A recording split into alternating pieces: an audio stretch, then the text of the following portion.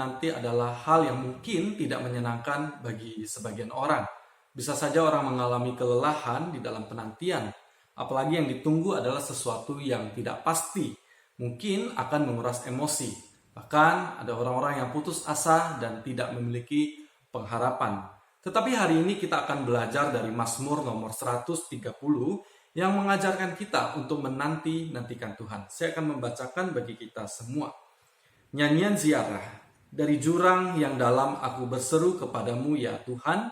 Tuhan, dengarkanlah suaraku. Biarlah telingamu menaruh perhatian kepada suara permohonanku. Jika engkau ya Tuhan mengingat-ingat kesalahan-kesalahan, Tuhan siapakah yang dapat tahan? Tetapi padamu ada pengampunan supaya engkau ditakuti orang. Aku menanti-nantikan Tuhan. Jiwaku menanti-nanti dan aku mengharapkan firman-Nya. Jiwaku mengharapkan Tuhan lebih daripada pengawal mengharapkan pagi. Lebih daripada pengawal mengharapkan pagi. Berharaplah kepada Tuhan, hai Israel, sebab pada Tuhan ada kasih setia dan Ia banyak kali mengadakan pembebasan.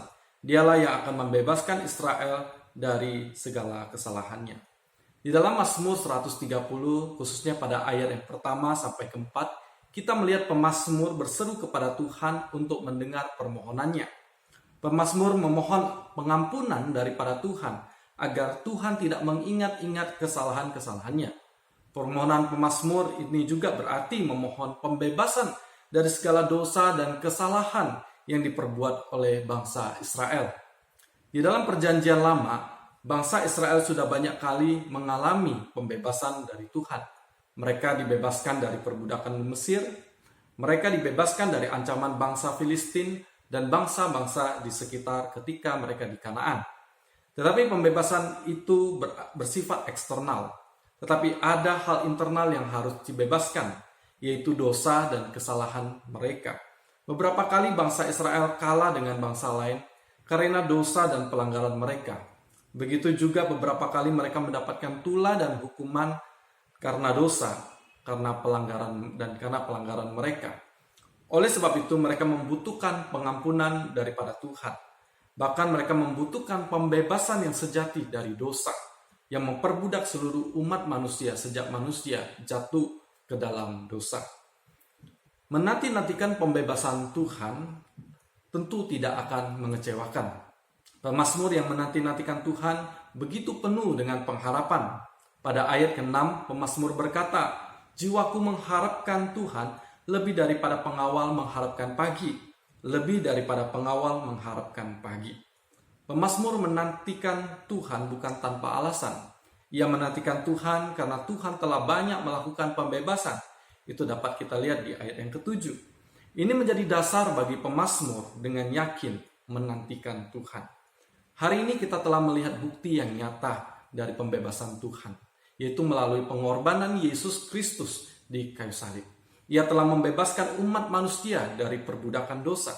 Bahkan Ia memberikan hidup kekal bagi setiap mereka yang percaya kepadanya. Hari ini kita tidak menanti kedatangan Yesus untuk berkorban di kayu salib lagi. Tetapi itu sudah terjadi 2000 tahun yang lalu dan yang kita selalu peringati di hari Natal. Tetapi kita tetap akan menantikan kedatangannya yang kedua kali untuk menggenapkan seluruh karya keselamatannya bagi seluruh orang percaya. Oleh sebab itu, mari kita terus menantikan Tuhan dengan penuh pengharapan di tengah permasalahan dan persoalan kehidupan, serta tantangan iman yang kita alami. Karena kita percaya suatu kali nanti Yesus akan datang kembali untuk membebaskan kita dari segala dosa dan kesukaran. Kiranya setiap kita yang menanti-nantikan Tuhan mendapatkan kekuatan dan semangat yang baru. Sama seperti yang dikatakan di dalam Yesaya 40 ayat 31, tetapi orang-orang yang menanti-nantikan Tuhan mendapat kekuatan baru. Mereka seumpama Raja Wali yang naik terbang dengan kekuatan sayapnya. Mereka berlari dan tidak menjadi lesu. Mereka berjalan dan tidak menjadi lelah. Kiranya Tuhan memberkati kita semua. Amin. Hai, mari berhimpun dan bersugari.